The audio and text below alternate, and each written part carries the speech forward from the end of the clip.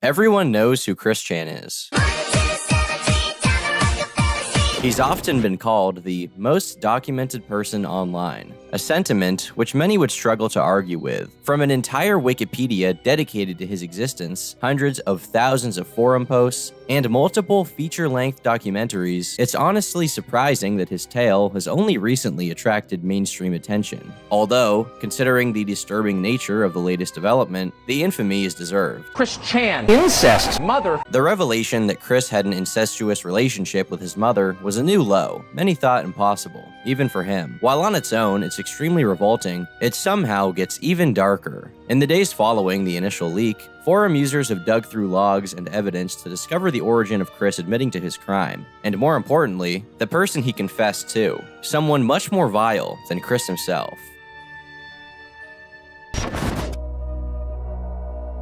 On July 29th, 2021, a YouTube video containing audio from a conversation with Chris was posted to the Chris Chan subreddit, in which he admitted to having incestuous sex on multiple occasions with his 79-year-old mother. Apart from the obvious disgust at such an act, incest between a mother and child in Chris's home state of Virginia is a Class 5 felony and punishable by up to a maximum of 10 years in prison. This is made worse by the fact that Barbara Chandler suffers from dementia. This is something that Chris openly acknowledges in several instances, detailing that his mother resisted his advances. According to Chris, the two engaged in sexual activities every third night, starting from the 27th of June, implying this had occurred over 10 times prior to the leak. This audio and accompanying screenshots were then posted to Kiwi Farms the following day, and reposted by the site's owner, Null, who stated, "They are considered genuine. Nobody knew of this except one person named Bella, a troll Sona of someone named 10th Anonymous, who Chris confided this information in." Following the spread of the leak, local authorities were bombarded with tips regarding Chris, causing him to be served an emergency protective order, and eventually be arrested on August 1st, 2021, an event that was live-streamed by Killstream host Ethan Ralph for the entire internet to see. Yeah, you're lying to about 3,000 people right now, Chris Chan. But in the wake of the news, many were still left looking for answers. The latest developments prior to this were simply about Chris attending a Brony convention in Washington and doing art commissions to afford the trip. Naturally, the question on everyone's mind was, where was the audio recording from? And more broadly, did Chris act alone? The obvious first lead was the other voice on the recording, and from the moment following Null's post containing the information, efforts were made to discover the person behind the other voice. A few basic observations were made. Firstly, the person in the conversation spoke very nonchalantly about what Chris had done, as if they were not surprised or put off in any way. Secondly, the recording appeared to take place days before. This would lead to the conclusion that whoever leaked it had been sitting on the confession for some time. As far as identifying who the person on the line actually was, the voice appeared to be female, but that was all they had to start out with. Kiwi users quickly discovered the name Kelly Osbourne through accounts on Reddit, Twitter, and YouTube that were linked with the content leaks, and assumed the name Bella. The original name that Null had attached to the 10th Anon name was simply an alias. Meanwhile, Kelly Osbourne would be the real name. Contained within these accounts was a video of her rescuing her dog Max, as well as a tweet where Kelly Osbourne claimed to have met Chris in 2019. Following Chris's arrest, Kiwi started a dedicated thread to the other voice in that fateful call. They speculated on the circumstance surrounding the event, including the possibility that this figure could have influenced Chris. At the very least, they were sure she was complicit, and that was enough to mobilize them. Afraid of being exposed, Bella began frantically making efforts to distance herself, creating several different alt accounts on the site in an attempt to divert their attention and mislead the investigation. At one point, she claimed the voice on the recording was a pitch-shifted male, revealing in the process that the clip was only a snippet of a, to this day, never resurfaced 4-hour-long call. But once Bella realized these red herrings weren't buying her time, she began attempting to frame several others as being the true culprit. While claiming to be a friend of the supposed pitch-shifted caller, she revealed that the recording had been leaked onto Reddit by a woman named Fiona. Fiona, a former moderator of that same community, would turn out to be the genuine leaker, but was arguably the least malicious of the entire group. In fact, she'd only gotten involved because she developed a genuine romantic interest in Chris, and wanted to have sex with him at the aforementioned Brony convention. Yeah, it's it's one of those stories. Upon hearing the recording, Fiona decided to release it without permission, out of disgust, not truly comprehending what was occurring until listening to Chris recount the events fondly. By all accounts, Fiona gives the impression of someone in over their head, with a naive attraction to the internet star. This also made her the most optimal person to throw under the bus. And so Bella, with the aid of other trolls, subsequently attempted to frame her as the operation's mastermind. Of most significance was an orbiter named Sean Walker, who had been attempting to incorporate the characters of infamous spree killer Randy Stair into Chris's pre-existing delusions. This collaborative effort entailed selectively leaking and even faking entire conversations in order to deflect blame from themselves. As you can guess by the existence of this video, it didn't work. In an effort to discover the truth, the Kelly Osbourne persona was thoroughly dissected in hopes of leads to zero in on discovering who she really was. Bella, being the absolute genius, began to involve multiple real-life associates in her cover-up, first attempting to frame an ex-roommate as being the caller. She then encouraged a real-life friend to try and participate on the forum as damage control. He did so under the username Ternary Mercury, which wound up being the same alias he'd used on other sites. This eventually led to both him and Bella being conclusively identified. They were now certain that Bella hadn't been an alias at all, and Kelly Osbourne was none other than Isabella Loretta Janke, a 20-year-old college student attending Texas Tech University. Even just a cursory investigation to her previous online presence showed that Bella was an internet pick-me girl, having made posts on Reddit calling herself a lonely 4chan dweller who didn't get along with all the bitchy girls at college. So yeah, needless to say, she fit the profile. But somehow, her real-life background was stranger. Her mother was a Harvard graduate and Air Force pilot, while her father was an ex-Navy SEAL who owned a cybersecurity company. They divorced when she was just 9 years old, and her father remarried to a former Secret Service member. Needless to say, her family is wealthy and connected, providing context for later assertions that she never had to work a day in her life. At this point, all the evidence pretty definitively pointed to her as the woman in the call. Despite this, Bella continued to deny the truth. She made one final attempt to sway public opinion against Fiona by reaching out to a YouTuber known as Jibby, who specializes in producing Chris Chan content. Isabella, or at least someone claiming to be a friend of hers, began emailing Jibby, and using someone else's driver's license, as well as selectively cut screenshots and recording, managed to convince him to make a video proclaiming her innocence. Bear in mind, this was not met without opposition. Jibby was actively warned and chose to follow through regardless. In doing so, he failed to properly redact all of the evidence he was provided, inadvertently revealing Fiona's phone number. For the sake of brevity, I won't go through the rest of her attempts at damage control in depth, but to emphasize how desperate she was to escape consequence, Isabella released an entire 8-page document continuing to repeat the lie that Bella wasn't her real name. She said that she was never a troll, and once again, attempted to reframe Fiona as the center of attention. None of this would be effective, given that Null himself eventually stepped in and cleared any remaining doubt by posting a picture of Bella that had come from Chris himself.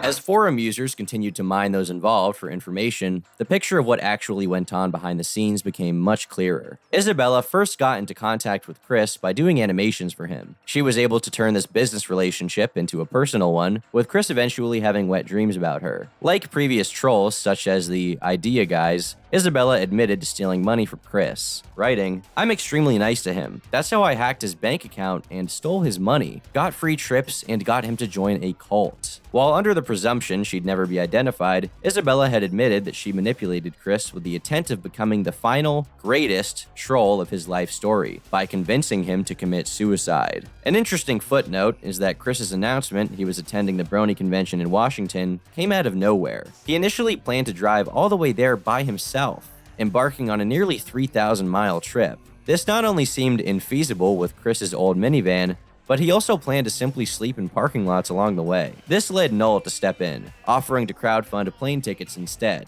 as he believed Chris's original plan would have led to his death. It was later discovered that the idea to attend the event was partially Isabella's idea, hinting at potentially darker, underlying motivations. By all accounts, Isabella appears to have been the first person aware of Chris's incestual activities. She was made aware weeks before the audio released, and even in the recording can be heard rewarding with positive reinforcement. And I encouraged her positively, let her make the first move. And she wanted to do it. And Oh, she did? Really? She made the first move? Yeah. Oh, really?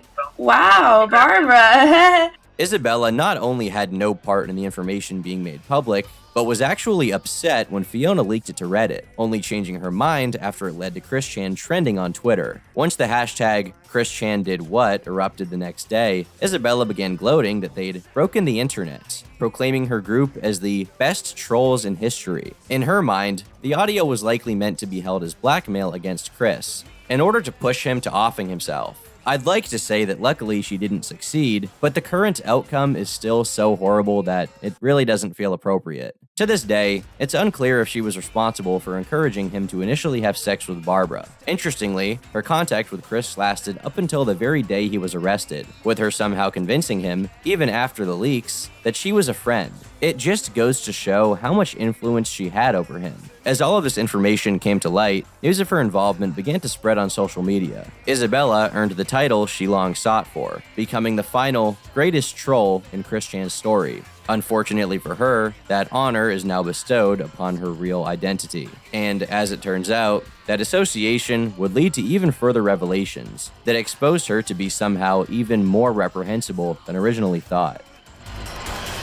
With Isabella finally conclusively identified, word began to reach back to the student body of Texas Tech. As it turns out, her sordid past wasn't limited to just pick-meing on 4chan, or trolling Chris Chan. She'd actually become infamous among her real-life peers for the extreme lengths she went to display her degeneracy on campus. On August 7th, a student named Roman posted a thread on Twitter, revealing that Isabella had been the subject of a Title IX investigation. A Title IX refers to the process used to examine allegations of gender-based discrimination and sexual harassment. Isabella is a danger to Texas Tech. They did not do anything when I told them she threatened to rape and murder other students. It turns out that months prior, Roman had filed a complaint against Bella and her former roommate Lewis.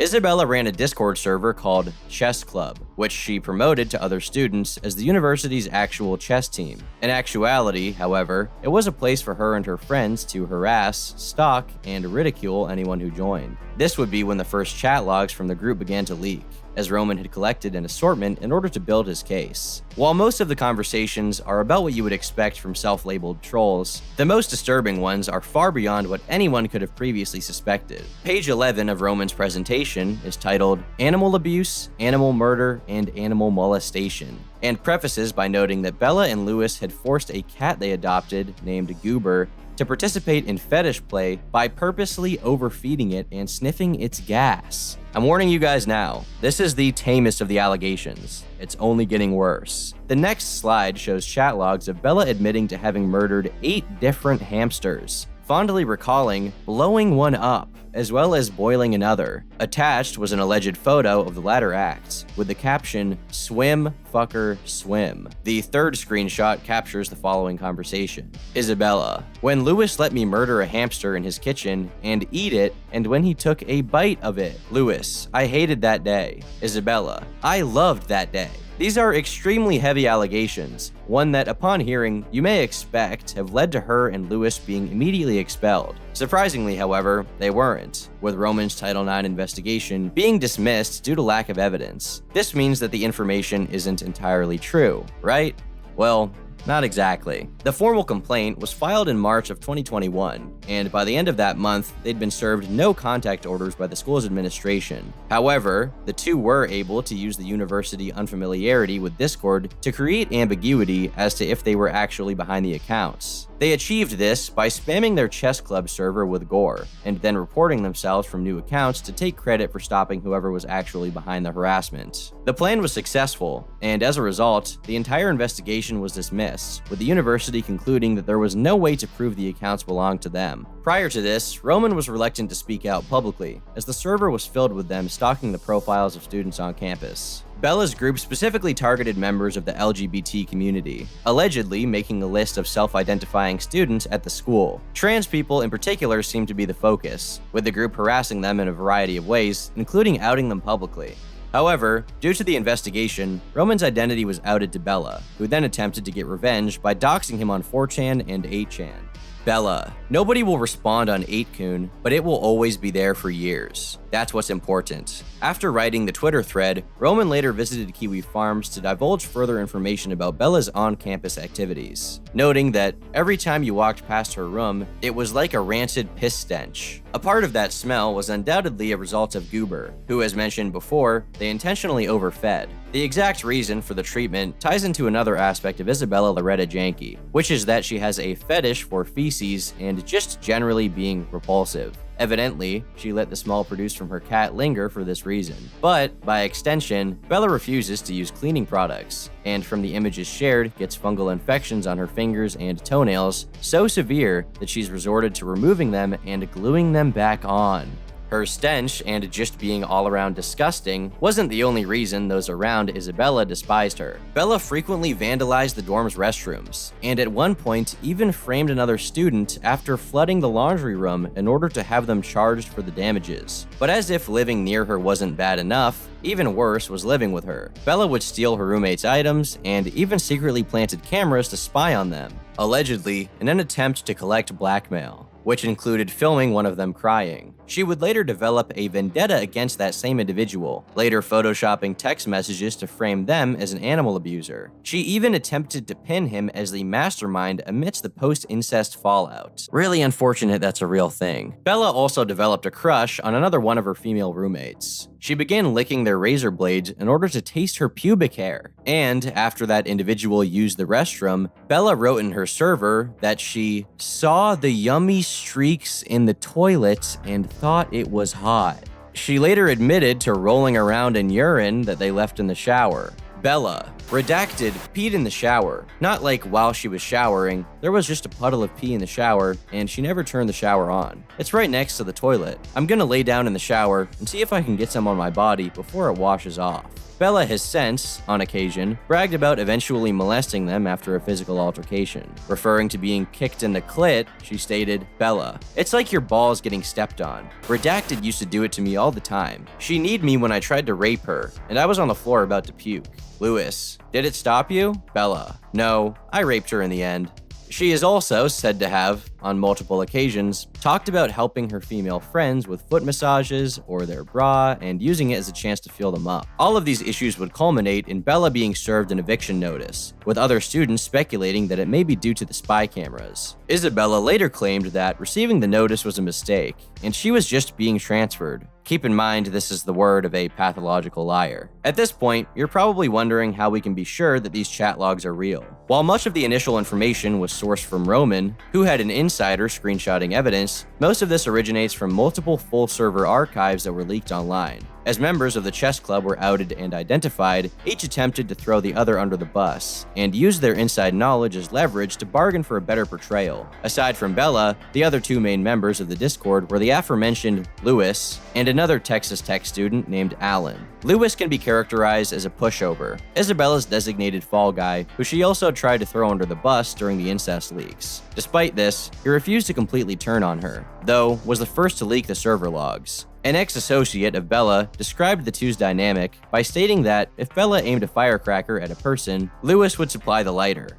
Bella is a computer science major and claims to have hacked other students in the past. She also claims to have scripted viruses and spread them to others, one of these victims being Alan. Meanwhile, Alan and Bella made attempts to force feminize Lewis, at one point even plotting to spike his drinks with estrogen, joking about permanently destroying his brain chemistry. Bella once flat out stated that, "I cheer up everyone but him. He's the only friend I have where his downfall and suffering is genuinely hilarious." Alan replied, "Personally, I would never hang out with him on my own accord alone. I can do that with anyone else I know but him." Alan would be responsible for the later chess club leaks, portraying himself as a naive bystander. However, upon being pressed, he later admitted to have personally witnessed Bella kill a hamster in Lewis's kitchen, though defended himself by stating that, unlike them, he didn't eat it. Interviewer, "I'm not sure I believe you weren't present, Alan, because otherwise, you wouldn't have any reason to believe she wasn't just being edgy again. I'll ask again. Were you there? Alan, yes, I was, but I didn't do anything to the hamster or eat it. I'm sorry for lying. I know I should have done something, but I didn't. I feel horrible." Interviewer: Why did you just lie to me? Alan: I'm sorry, I don't know. Please forgive me. If Alan is to be believed, this seems to answer the question of if a lot of things Isabella claimed to have done were fabrications, and that leads into the most questionable of allegations against her. Several of those close to her have claimed that Bella is a pedophile, as well as possessing several other illegal sexual interests. This includes an interview with an ex-member of the chess club who alleged Bella to have collected child pornography, Zorgoth TDK. Bella was an admin for a few 4chan threads and used them to collect CP for her own use, and may have resold it to others. I don't know much about it, but I think she talked about having a doc or note with links of the stuff in there. She said she'd somehow managed to convince everyone she was a middle-aged man. Interviewer: So, when you say for her own use, you mean she's a pedo? Zorgoth TDK: Yeah, I thought that was common knowledge. She talked about wanting to touch little girls constantly.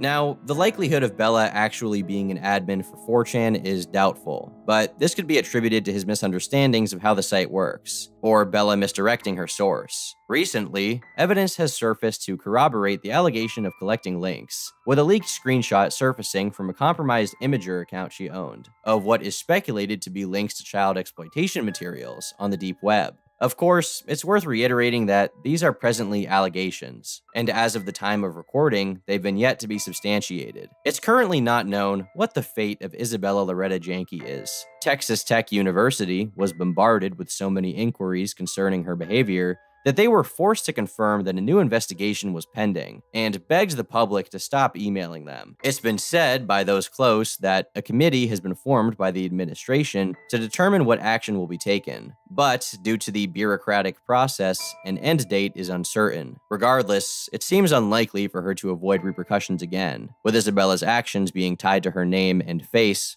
forever.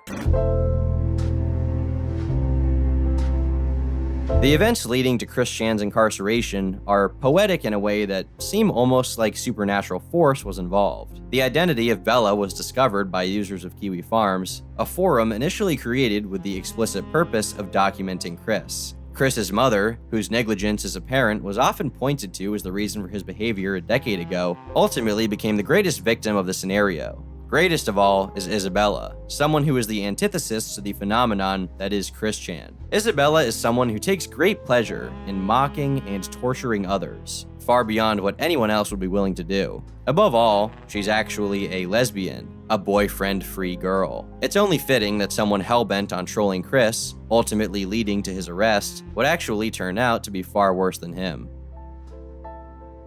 On the 31st of August, someone claiming to be Isabella's legal representation sent a message to Null requesting that the threads about her on Kiwi Farms be removed. As of yet, no such action has been taken. I've been Turkey Tom, thanks for watching, and until next time, leave me alone.